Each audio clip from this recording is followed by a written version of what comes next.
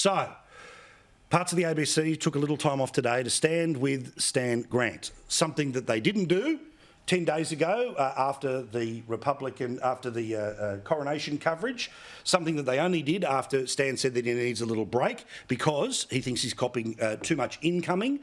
But the ABC boss of news, who didn't speak until today, says social media is one thing, but it's all News Corp's fault.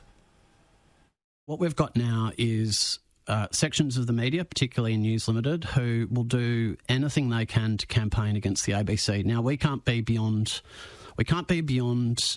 scrutiny. In fact, we welcome it. But it is clearly a concerted campaign to chip away at the ABC and people's sense of trust in it by them. Now, before I get everyone else's view on this, I'm going to repeat what I said last night. I actually have a lot of sympathy for Stan and what he's going through right now, because when you've been in the media for some period of time and you decide to be particularly opinionated, for want of a better term, to use a boganism, you lead with your chin, yet people have a swing at it. And every now and then you start to feel like everyone's pointing at you and not saying the nicest things to you. And there are examples of people whose criticism can be very harsh and sometimes deeply unfair. Some of it can be anonymous and some of it can have a byline next to it. But I'm not entirely sure what the ABC boss is trying to do apart from change the subject from what, of course, Stan Grant's frontline complaint was, which was about his own organisation and his own organisation's inability to defend himself from the incoming. This bloke who's running the news division is trying to turn this into Batman and the Joker and guess which one the good guy is in ABC land. But let's be very clear. We are allowed to have an opinion about anything, as are people on the ABC. But the point is that part of this garbage that supposedly Stan Grant has been subject to some sort of excessive amount of coverage is rubbish. The ABC, of course, has a weekly media analysis program. Are you not allowed to respond to that? Well, we do. You're not allowed to stand up for yourself. It has at least one weekly comedy program, which often is about trying to run grabs of this station or this program in particular to point and giggle about how terrible anything but the ABC is. Are we supposed to believe that because Patricia Cavalis covers something in Radio National Breakfast, you're not allowed to talk about it on ABC Sydney Drive? No. The idea that somebody here at Sky News says something at 5 o'clock means I'm not allowed to talk about it at 9 o'clock? Rubbish. Now, Nicholas, again, let's all save a few minutes here. We all agree about how awful the stuff on Twitter is. We all hope Stan's okay, takes a good couple of weeks off, recharges and gets back into it. But for the ABC News boss to somehow twist this into a News Corp thing, well, I think it's close to paranoid, but what do you think? I do feel compelled to start by just saying I do think Stan Grant is an outstanding journalist. He brings a perspective to debates in this country which are valuable, and I really, like you, hope that he's back on air soon. And like you, Paul, I know you've got to have a thick skin in this game, but sometimes it really does get to you. You've experienced it, I've experienced it, we've all experienced it. Yep. It can be really tough, so I hope he has taken some time, and I do hope we see him back on the airwaves. In terms of the ABC executive, Justin Stevens, having a crack at Sky there, I mean, look, I would have thought his critique should probably start with the ABC and the fact that it took him as long as it did to actually get out there and support one of his employees, one of his colleagues. I think you're right. ABC does serve it up to Sky News pretty often, and frankly, sometimes Sky News deserves it, Paul. And the truth is, you know, Sky gives it back the other way. I don't think that... And sometimes they deserve it too. Is the central debate here.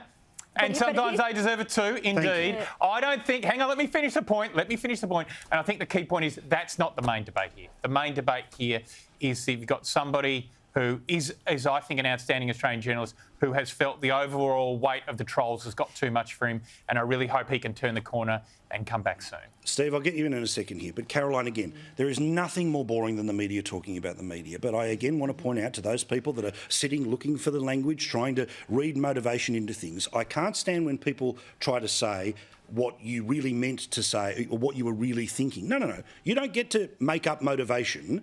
I know why I said what I said when I said it. And remember, when we talked about the coronation coverage, part of my criticism was not that this conversation was happening at all, but it was happening while the news event part of it was happening. And we also didn't just play grabs of Stan. We played one of a person who was nominated to be the Australian of the Year. That they are at the heart of the dispossession of the stolen land of our First Nations people and of massacres and attempted genocide in this country and others. It's about time we absolutely start to imagine First Nations peoples at the front and centre of our nation. You know, abolishing prisons for one, because those are also outdated in this colony.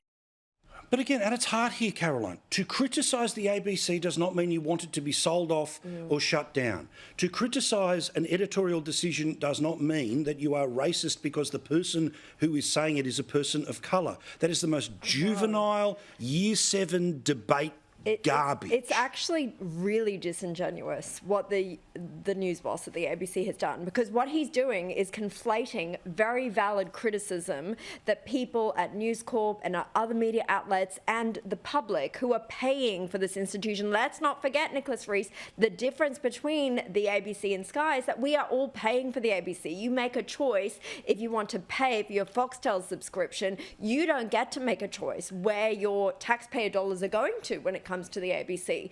So the valid criticism that people have about should the debate have taken place during this historic event of the coronation, or should it have taken place at another time, is very different to the type of trolling that we have all been subjected to, and yes, is horrible online. But also, Steve Price, the sleight of hand that's happening here, right, be it the Turnbull Times, my affectionate name for The Guardian because of whom helped bring it to the country, that turned around and said there was 150 mentions of Stan Grant and the coronation coverage in News Corp. Yeah, well, of course, there are hour-by-hour shows in prime time, and again, the ability that you can't talk about it because somebody in breakfast, or if you were filling in for Peter, I'm not allowed to talk about it, is rubbish. There are people who watch all of it, some of it, none of it, and bits of it together.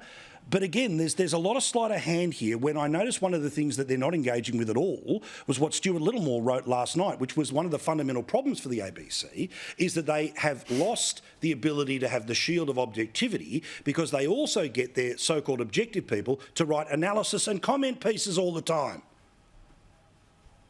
Which goes to the point that Justin Stevens would be better off using his time to work out why people are leaving ABC Radio in droves. The radio stations around the country that Justin is in charge of had their lowest ratings in history. They're no longer competitive with commercial radio in particularly Melbourne and Sydney. So Justin should do two things. He should work out who was the clown at the ABC who decided to put that program on just before the coronation and ask Stan Grant to go on it. Stan was a contributor.